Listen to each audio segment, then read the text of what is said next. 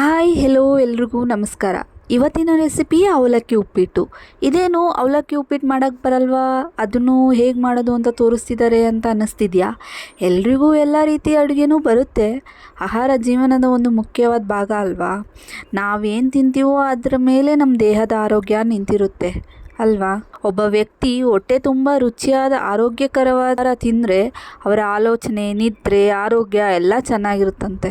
ನೀವು ಚೆನ್ನಾಗಿ ಅಡುಗೆ ಮಾಡ್ತೀರಾ, ಆದರೆ ನೀವು ಮಾಡೋ ವಿಧಾನಕ್ಕೂ ನಾವು ಮಾಡೋ ವಿಧಾನಕ್ಕೂ ವ್ಯತ್ಯಾಸ ಇದ್ದೇ ಇರುತ್ತೆ ಅಲ್ವಾ? ಹಾಗಾಗಿ ನಾನು ಹೇಗೆ ಮಾಡ್ತೀನಿ ಒಂದು ಸಲ ನೋಡಿ ಟ್ರೈ ಮಾಡಿ. ಜೀವನ ಪೂರ್ತಿ ಮನುಷ್ಯ ಕಲಿಯೋ ಪ್ರಯತ್ನದಲ್ಲೇ ಇರ್ತಾರೆ. ಹಾಗೆ ನಿಮ್ಮಿಂದ ನಾವು, ನಮ್ಮಿಂದ ನೀವು ಕಲಿಯೋದು ತುಂಬ ಇರುತ್ತೆ. ಹೀಗೆ ಕಲಿತಾ ಕಲಿತಾ ಎಲ್ಲರೂ ಜೊತೆಲೇ ಮುಂದೋಗೋಣ.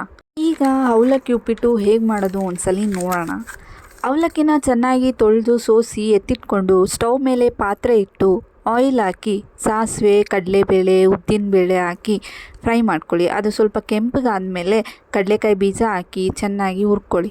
ಒಣಮೆಣ್ಸಿನ್ಕಾಯಿ ಹಾಕ್ಬೋದು, ಇಲ್ಲ ಅಂದರೆ ಹಸಿಮೆಣ್ಸಿನ್ಕಾಯಿ ಬೇಕಾಗಿರೋರು ಹಸಿಮೆಣ್ಸಿನ್ಕಾಯಿ ಹಾಕ್ಕೋಬಹುದು.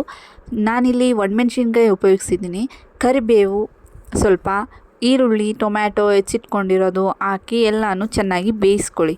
ಎಲ್ಲ ಚೆನ್ನಾಗಿ ಬೆಂದ ಮೇಲೆ ಅರಿಶಿನ ಹಾಕಿ ಸಾಲ್ಟ್ ಹಾಕಿ ಬೇಯಿಸ್ಕೊಳ್ಳಿ.